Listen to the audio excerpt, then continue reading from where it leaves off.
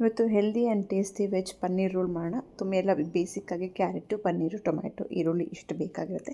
Capsicum ಬೇಕು ಅಂದರೆ capsicum ಹಾಕ್ಕೋಬೋದು, ಕ್ಯಾಬೇಜ್ ಬೇಕು ಅಂದರೆ ಏನಾದ್ರು ನೀವು ಆ್ಯಡ್ ಮಾಡ್ಬೋದು.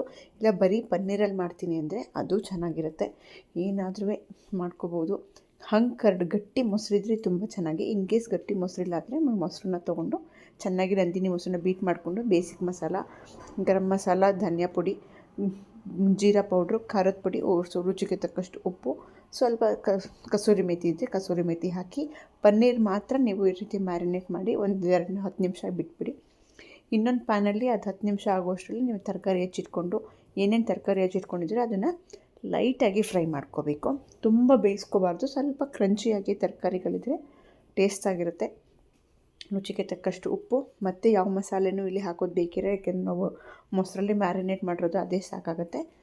ಒಂದು 50 to 60% ತರಕಾರಿ ಬಂದಮೇಲೆ ನೀವು ಮೊಸರು ಹಾಕಿರುವಂಥ ಇದನ್ನು ಫ್ಲೇಮ್ನ ಮೀಡಿಯಮ್ ಫುಲ್ ಸಿಮ್ ಮಾಡಿಬಿಟ್ಟು ಇದನ್ನು ಮಾಡಬೇಕು. ಇಲ್ಲಾಂದರೆ ಮೊಸರು ಒಂಥರ ಒಡೆದಂಗೆ ಆಗಿಬಿಡುತ್ತೆ. ಹಾಗಾಗಿ 2 ನಿಮಿಷ ಇದನ್ನು ಕುಕ್ ಮಾಡಿಬಿಟ್ಟು ಆಫ್ ಮಾಡಿಬಿಟ್ರೆ ಸಾಕು.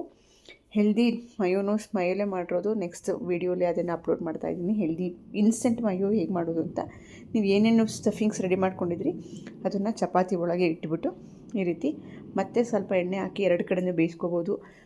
ಚಪಾತಿ ಮಿಕ್ಕಿದ್ರೆ ಅಥವಾ ಲಂಚ್ ಬಾಕ್ಸ್ಗೆ, ಬೆಳಿಗ್ಗೆ ತಿಂಡಿ, ಸಾಯಂಕಾಲ ಸ್ನ್ಯಾಕ್ಸ್ ಏನಕ್ಕಾದರೂ ಒಂದು ತುಂಬ ಟೇಸ್ಟಿಯಾಗಿ ಇನ್ಸ್ಟೆಂಟಾಗಿ ಆಗುವಂಥದ್ದು. ಮಕ್ಕಳೂ ತುಂಬ ಇಷ್ಟಪಡ್ತಾರೆ. ಲಂಚ್ ಬಾಕ್ಸ್ಗೊಂದು ತುಂಬ ಚೆನ್ನಾಗಿರುತ್ತೆ. ಟ್ರೈ ಮಾಡಿ ಒಂದು ಸತಿ ನೋಡಿ, ಎಷ್ಟು ಕ್ರೀಮಿಯಾಗಿ ಸಾಫ್ಟಾಗಿ ಬಂದಿದೆ.